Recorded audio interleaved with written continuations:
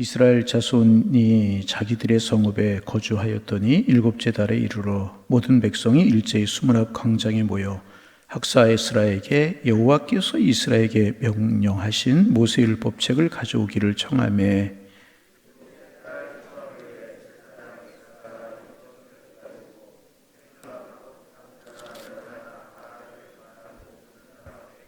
수문 앞 광장에 새벽부터 정오까지 남자나 여자나 알아들을 만한 모든 사람 앞에서 읽음에 몇 백성이 그 율법책에 귀를 기울였는데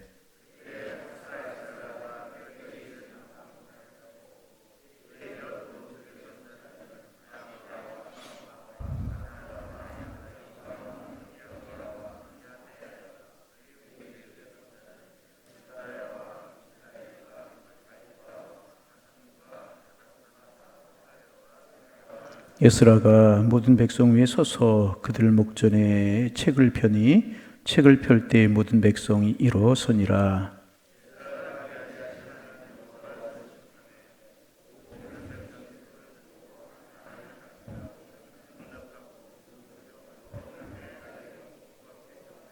예수아와 바나와 세레바와 야민과 아굽과 사부대와 호디야와 미아세야와 그리다와 아사랴와 요사밧과 하난과 불리아와 네위 사람들은 백성이 제자리에 서 있는 동안에 그들에게 율법을 깨닫게 하였는데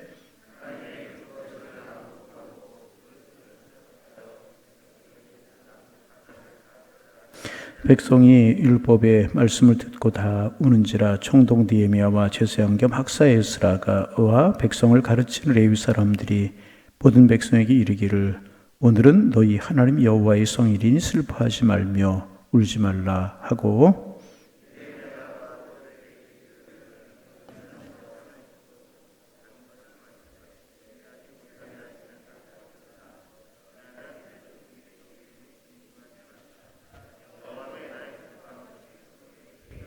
레위 사람들도 모든 백성을 정숙하게 하여 이르기를 오늘은 성일이니 마땅히 조용하고 근심하지 말라 하니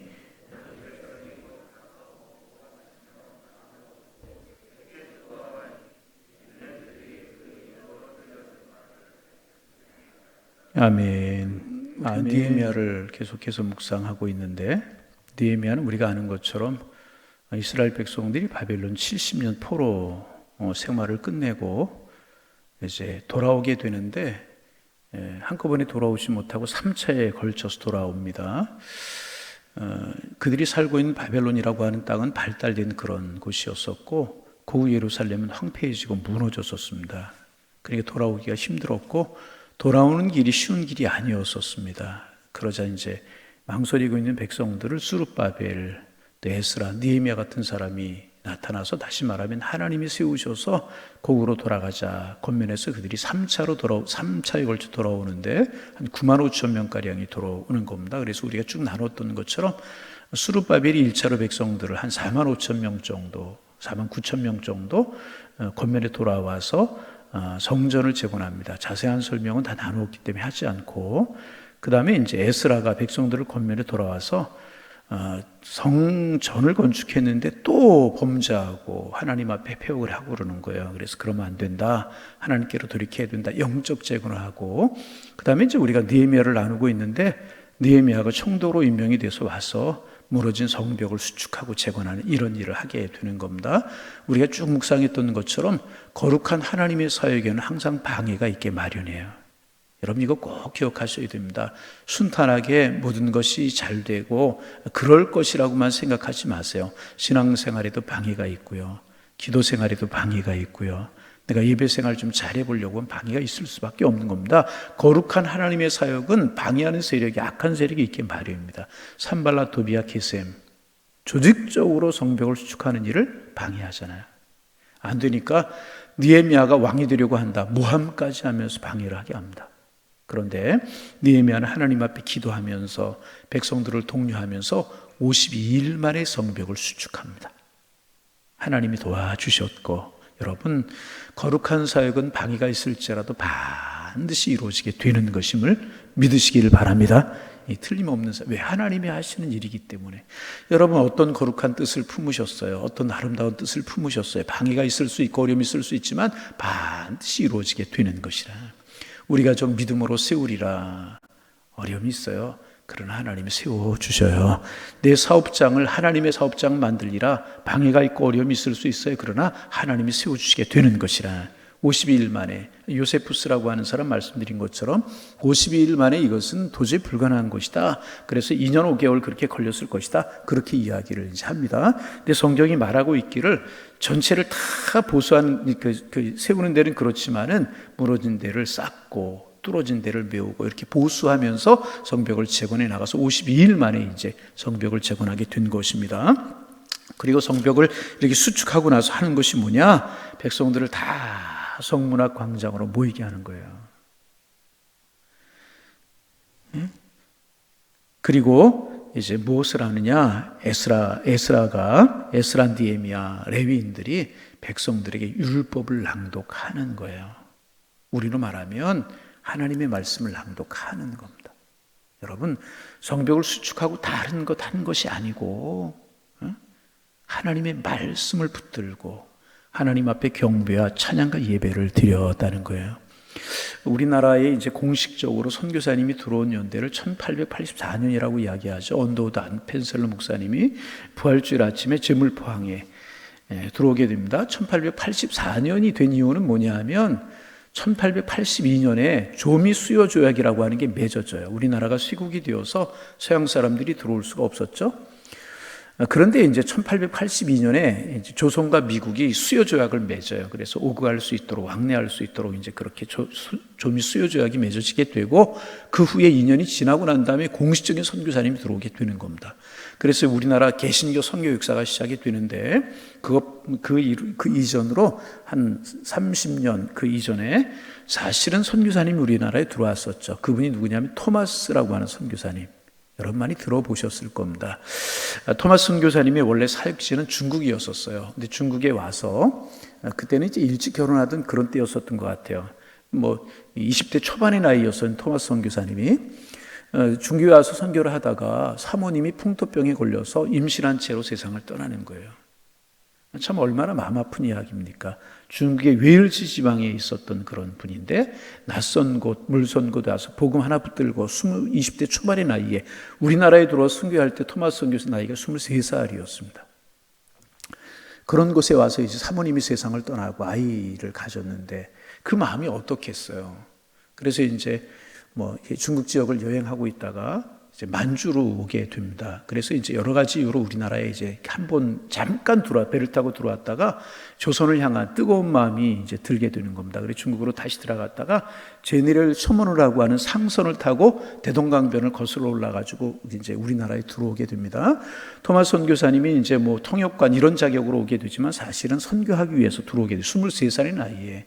여러분 23살의 나이는 어떤 나이입니까? 저도 이제 22살에 처음 교육준사를 시작했는데 어리잖아요. 지금 23살 보면 정말 아이들처럼 보이잖아요. 복음을 향한 은혜 받고 나니까 복음을 향한 뜨거운 열정을 가지고 중국으로 왔다 우리나라에 들어오게 이제 되는 겁니다. 그런데 그 당시 우리나라가 이제 쇠국이 되어 있기 때문에 들어오지 못하잖아요. 그래서 배가 대동강변에 정박을 하고 있는 거예요. 배에 타고 있었던 사람들이 한 사람도 내려오지를 못하는 거예요. 그리고 이제 대치를 하고 있는 상황에서 오래 있으니까 이제 우리 조선에서 대포를 쏘는 겁니다. 대포가 그 배에 맞아가지고 그 제네럴 셔먼이라고 하는 배가 침몰을 당하게 돼요. 그러니까 배에 타고 있었던 사람들이 육지로 올라오지 않겠습니까?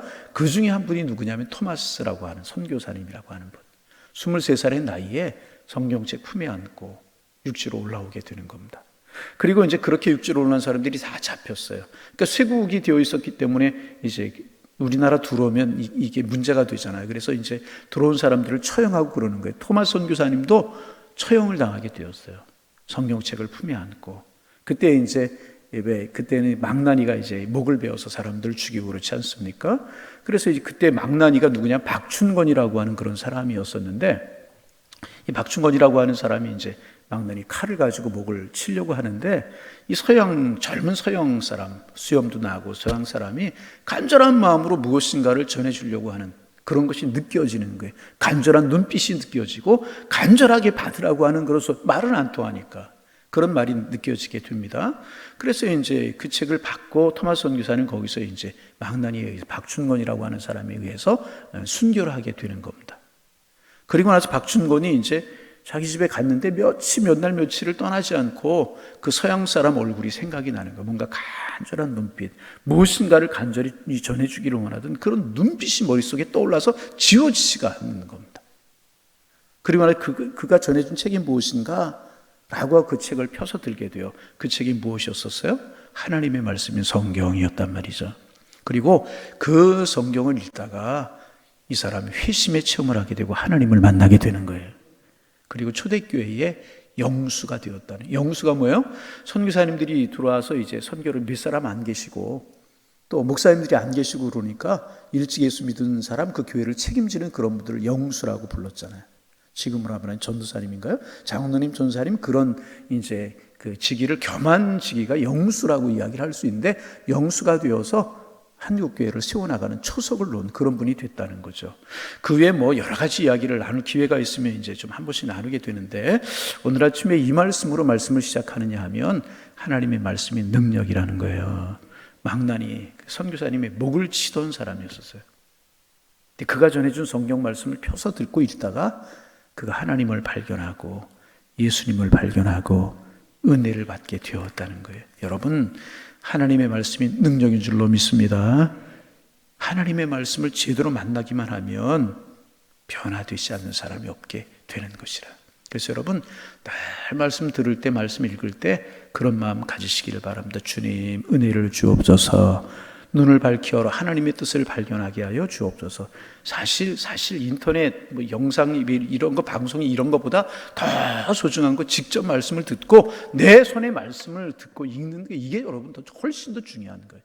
여러분, 방송 설교, 영상 설교 듣고 변화됐다고 그런 이야기 별로 들어본 적 있으십니까? 그런데 말씀을 읽다가 이렇게 변화되는 일이 참, 그렇다고 방송설 이런 거 듣지 말라, 그런 거 아무것도 이렇게 말씀드린 건 아니고 정말 부딪혀 오는 하나님의 말씀, 이게 능력이라 그 말입니다. 왜 이런 말씀을 시작하는가? 52일 만에 성벽을 수축하고 나서 그들이 수문학 광장으로 백성들이 다 모였어요. 그리고 그들이 한 일이 무엇인가? 에스라, 느헤미야는, 레위인들은 하나님의 말씀을 읽고 해석하고, 지난 목요일날 묵상했던 것처럼 6시간, 7시간을 그렇게 하는 거예요. 여러분, 제가 만약에 6시간, 7시간을 설교한다라고 하면 남아 계실 분 몇 분 안 계실 거예요. 6시간, 7시간을 그들이 다 말씀을 듣고, 특별히 만든 우리 그 이제 4절 말씀 같이 한번 읽어봅니다. 4절. 그때 학사 에스라가 특별히 지은 나무강단에 서고 그의 곁 오른쪽에 선지자 마따야와 스마야와 아나니와 우리야 hil기야와 마세야요 그 왼쪽에 또 이렇게 이제 강대상을, 우리 말하면 이제 강대, 말씀을 전하는 강대상을 만든 거죠. 그리고 거기서 말씀을 전하는 거예요. 5절 말씀 읽어봅니다. 에스라가 모든 백성에 서서 그들 목전에 책을 펴니 책을 펼 때 모든 백성이 일어서니라. 책을 폈다는 이야기가 뭐예요? 율법책을 폈다는 이야기. 그랬더니 모든 백성이 다 일어나요. 하나님의 말씀을 들을 마음의 준비를 갖추는 거죠. 자, 그리고 6절 말씀 읽어봅니다. 에스라가 위대하신 하나님 여호와를 송축하고 모든 백성이 손을 들고 아멘, 아멘하고 응답하고 몸을 굽혀 얼굴을 땅에 대고 여호와께 경배. 여러분, 이 말씀 머릿속에 한번 그려보세요. 수문 앞 광장에 사람들이, 백성들이 모인 거예요. 그 앞에 에스라, 느헤미야가 하나님의 말씀을 전하고 말씀을 폈어요. 근데 백성들이 다 그 자리에 있으면서 말씀을 듣고 아멘, 말씀을 전하, 아멘, 아멘 하고 말씀을 받는 거예요. 그리고 나서 그 다음에 어떻게 하느냐? 몸을 펴 얼굴을 땅에 대고 여호와께 경배. 이 장면 여러분 머릿속에 그려지십니까? 고국 70년 동안 포로 생활을 했어요. 꿈에 그리던 국에 돌아 성벽을 수축했어요. 이제 나라의 모습을 갖춰갔어요. 그리고 제일 먼저 한 것이 뭐냐? 집 짓고 뭐 하자, 그런 게 한 게 아니고 하나님의 말씀을 듣고 하나님을 하나님께로 돌이키자. 다 말씀을 듣고 손을 들고 아멘하고 찬양하고 경배하고 하나님 앞에 감격의 예배를 드렸다, 그 말이. 그러면서 어떤 일이 벌어지는가? 9절 말씀 같이 한번 읽어봅니다. 9절. 백성이, 자, 같이 읽는 거예요. 백성이 율법의 말씀을 듣고 다 우는지라. 어떻게 했다고요? 그 말씀을 듣고 백성들이 다 우는 거예요. 그 다음 계속 읽고 총독 느헤미야 제사장 겸 학사 에스라와 백성을 가르치는 레위 사람들이 모든 백성이 이르기를 오늘은 너희 하나님 여호와의 성일이 슬퍼하지 말며 울지 말라. 백성들이 말씀을 듣고 하나님을 경배하면서 엉엉 우는 거예요. 왜 울었을까요? 하나님의 은혜가 고맙고 하나님의 사랑이 놀랍고 베풀어 주는 주님의 축복이 은혜로워서 다시 하나님의 은혜가 너무너무 고맙고 하나님의 사랑이 너무 감사하고 하나님의 말씀을 들어보니까 우리를 사랑하신다는 그 하나님의 사랑이 너무너무 귀한 거예요. 백성들이 통곡하면서 우는 겁니다. 다 울었다고 그래. 그 생각 한번 해보세요. 하나님의 말씀을 낭독하자 백성들이 잘 벌떡 일어나요. 하나님의 말씀을 아멘, 아멘 그러면서 받고 하나님을 찬송하고 엎드려 굽혀서 하나님 앞에 기도하고 하나님의 은혜와 사랑이 너무나 감사해서 엉엉엉엉 우는 거예요. 여러분 예배드리다가 울어보신 적 있으십니까? 말씀을 듣다가 말씀이 감격하고 은혜로워서 말씀이 내 마음을 찔러 쪼개는 말씀으로 다가오기에 여러분 눈물을 흘려보신 적이 있으십니까? 말씀 조금 아는 거 가지고 굉장히 교만하고 그럴 때가 있어요. 그런데 그 말씀이 내가 말씀을 좀 알지만 그 말씀이 내 심령 골수를 쪼개서 그 말씀이 내게 은혜가 되어서 내가 그 말씀의 은혜 때문에 울어보신 적이 있으십니까? 찬양하고 경배하고 하나님 앞에 예배드리다가 하나님의 사랑이 내게 다가와서 하나님의 은혜가 너무나 고마워서 눈물을 흘리면서 하나님 앞에 예배드려 보신 적이 있으십니까? 지금 이스라엘 백성들 보세요. 하나님의 말씀 다른 거 아니었었어요. 하나님의 말씀이 낭독되고 그 말씀이 가슴에 새겨지고 부딪혀오고 그러자 하나님을 두 손 들고 아멘으로 화답하고 하나님을 찬송하고 엎드려 하나님을 경배하면서 우는 거예요. 너무너무 은혜가 감사해서 그 말씀이 고마워서 엉엉 우는 거예요. 다시 말씀드립니다. 하나님의 사랑이 고마워 말씀의 은혜가 놀라워 찬양과 경배가 감사해서 하나님 앞에 그 사랑이 고마워서 울어보신 적이 있으십니까? 우리 말씀 조금 알면 그만해지려고 하고 다른 사람 신앙 판단하려고 그래요. 그게 아니라 그 말씀이 은혜가 돼서 내게 부딪혀와서 내가 엉엉 울면서 하나님 앞에 하나님의 사랑이 감사해서 울어보신 적이 있으십니까? 오늘 아침에 일찍 일어나서 말씀 묵상하면서 중학교 때 일이 생각이 났어요. 중학교 2학년 때 은혜 받았어요. 제가 학생 부흥회가 있어요. 학생 부흥회에서 은혜를 받았어요. 얼마나 울었는지 좀 눈이 부르트들어 온 것 같아. 하나님의 사랑이 고마워서 울고 나 같은 게 뭔데 하나님이 사랑하신다는 말씀을 들려주시니 고마워서 울고 물론 신앙생활하면서 하나님의 사랑이 감사해서 말씀을 때 운 적이 있죠. 예배드리다 감격한 적이 있죠. 근데 그때가 생각이 났어요. 하나님의 말씀이 정말 순수하고 그럴 때였어요. 중학교 2학년 때 너무너무 감사해서 울고 하나님이 나를 택해 주신 사랑이 고마워서 울고 그때 하나님 나 목사 될래요. 아멘 좀 해주세요. 이렇게 구경하는 것처럼 쳐다보지 마시고 하나님 나 목사 될래요. 그때 하나님 서원하고 하나님 허락하시고 지금까지 한 번도 변함없이 이 길을 달려오고 있어요. 여러분 다시 돌아갑니다. 하나님의 말씀 알아요. 근데 그 말씀이 나에게 부딪혀 와서 감격해 본 적 있으십니까? 여러분 먼저 말씀을 항상 나에게 적용을 해요. 그 말씀이 나에게 감격스럽고 은혜롭고 그래야 될 것이라 하는 것입니다. 예? 정말 이병욱 박사라고 하는 분이 계세요. 이제 눈물로 암을 치료하시는 분이래요. 눈물로 암을 치료하는 분인데 그분이 책을 쓰셨는데 울어야 산다. 뭐라고요? 울어야 산다라고 하는 책을 이제 쓰셨습니다. 그 책에서 그분은 눈물을 천연 항암제다. 그렇게 이제 부르셨어요. 눈물은 마음의 응어리를 풀어서 쌓인 독소를 빼내어 주는 게 눈물이래요. 그분의 의견에 의하면 눈물은 감정이 마르고 마음이 돌처럼 굳어 생긴 병을 치료하는 명약이라고. 명약. 눈물은 마중물처럼 마음에 가라앉은 쓴뿌리 또 상처들을 끌어올려서 처리하는 게 눈물이래요. 눈물. 그래서 마음이 답답하고 속상할 때 한번 울기라도 하면 풀릴 때가 있잖아요. 그런 것을 이야기하는 겁니다. 그래서 이병욱 박사님은 눈물이야말로 하나님이 주신 자연 치유제다. 눈물이야말로 하나님이 주신 자연 치유제다. 이런 이야기를 이제 합니다. 특별히 용서의 눈물은 온갖 질병을 고친다 그랬어요. 무슨 눈물? 오늘 아침에 우리 용서의 눈물 좀 흘려왔으면 좋겠어요. 용서의 눈물은 온갖 질병을 고친다 그랬고, 이제 뭐 억울해서 울고 누군가가 미워서 울고 분노로 우는 눈물은 독이 되어서 내 몸을 망가뜨린답니다. 다시 억울해서 울고 누군가 미워서 울고 분노로 우는 눈물은 독이 되어서 내 몸을 망가뜨린다는. 그러나 감사의 눈물, 기쁨의 눈물, 은혜의 눈물. 이 보니까 오늘 그런 눈물 한번 울려본 적이 없으신 것 같아요. 지금 말씀드리면서 이 얘기 아멘이 안 되는 거 보니까. 다시 감사의 눈물, 기쁨의 눈물. 특별히 말씀을 듣다가 은혜를 받아서 말씀을 읽다가 감격해서 흘리는 눈물은 영혼을 고치고 마음을 치료하고 질병을 낫게 한다 하는 거예요. 여러분, 울지 못하는 게 문제죠. 우는 건 문제가 아니에요.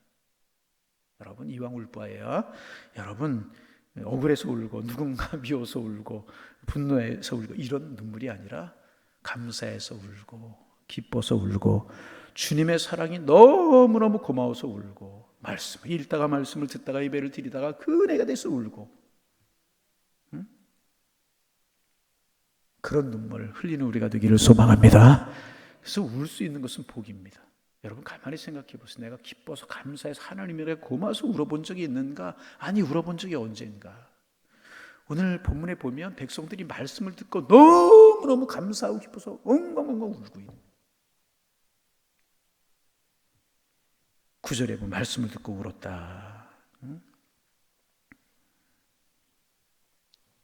잃어버린 하나님의 말씀을 찾은 감격에 울고,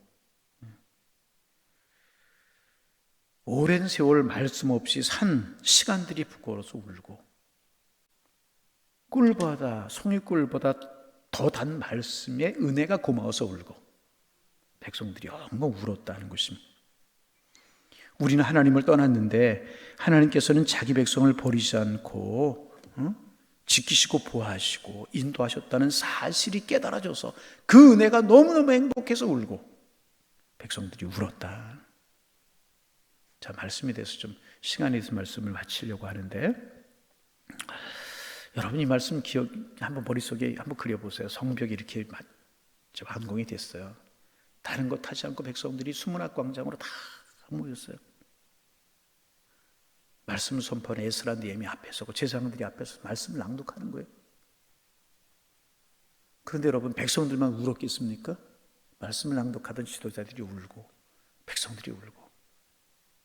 이런 걸 가리켜 부흥회다. 부흥회가 이루어지게 된 것이다. 참 이 모습이 참 오늘 아침에 목사 은혜가 됐어요. 하나님의 말씀이 떨어지자 고마워서 울고 은혜로워서 울고 감격스러워 울고 주님의 사랑이 놀라서 울고, 이렇게 신앙생활 할 수만 있다면 우리에게 얼마나 은혜가 될까. 그 마음속에 기도 제목이 생겼어요. 하나님, 우리에게도 눈물을 주옵소서. 은혜의 눈물을 주시고 감격의 눈물을 주시고 축복의 눈물을 주옵소서. 자녀들의 영혼 구원을 위해서 울고 내 심령이 새로워지기 위해서 울고 하나님의 사랑이 느껴져서 울고 감격스러워 울고 여기까지 인도하신 하나님의 사랑이 고마워서 울 수 있다면 우리가 얼마나 행복할까. 하나님, 이런 눈물을 우리에게도 허락하여 주옵소서. 이렇게 기도할 수 있다면 얼마나. 여기서 말씀 마치겠습니다. 그러자 이제 울지 말자고.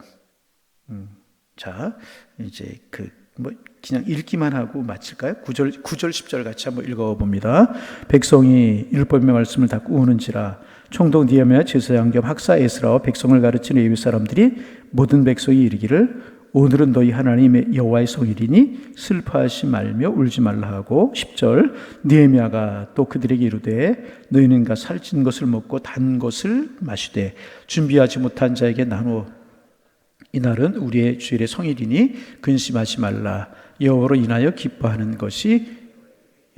그렇게 은혜로 울었어요. 그랬더니 느헤미야가 울지 말자. 오늘 얼마나 기쁜 날이냐. 성벽이 수축되고 하나님의 말씀이 선포되고 나라의 모습 회복되고 하나님의 은혜가 회복되었으니 얼마나 기쁘냐. 우리 울지 말고 맛있는 것을 먹고 하나님 앞에 감사하자. 축제를 벌이는, 여러분 이때 이들의 마음이 어땠겠습니까? 이보다 더 큰 복이 어디에 있겠습니까? 자, 말씀을 정리합니다.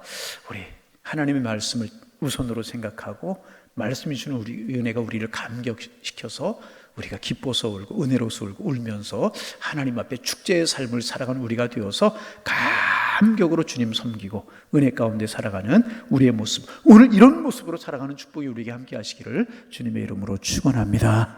축원합니다. 하나님 새 아침 주셔서 감사합니다. 오늘 우리 이런 마음의 눈물이 있기를 원합니다. 하나님의 말씀을 들으니 하나님의 이미 사랑이 얼마나 큰가 깨달아져서 울고, 여기까지 인도하신 주님의 사랑이 고마워서 울고, 우리를 앞으로 사랑하겠다고 들려주신 약속의 말씀이 고마워서 울고, 지금 어려움과 고난 중에 있지만 앞으로 주님이 우리를 사랑해 주실 것이라고 하는 약속의 말씀이 깨달아져서 울고, 하나님 주님의 은혜가 고마워서 울고 축복돼서 울고, 이런 은혜가 저희들에게 있어지기를 소망합니다. 우리의 마음이 주님께 있게 하시고 주님으로 인해서 감사하며 살아가는 저희가 될 수 있도록 축복하여 주옵소서. 결국 말씀이 능력인데 우리 말씀 붙들고 은혜 붙들고 살아가게 하여 주옵소서. 이 한 주간도 오늘도 주님이신 날 복된 삶을 살아가는 저희들 되게 하시고, 이 새벽 하나님 앞에 나와 싸우니 기도 제목 가지고 기도할 때, 말씀 듣고 기도할 때 우리의 마음이 새로워지고 주님 사랑 경험하는 이 새벽 되게 도와주옵소서. 예수님의 이름으로 기도하옵나이다. 아멘.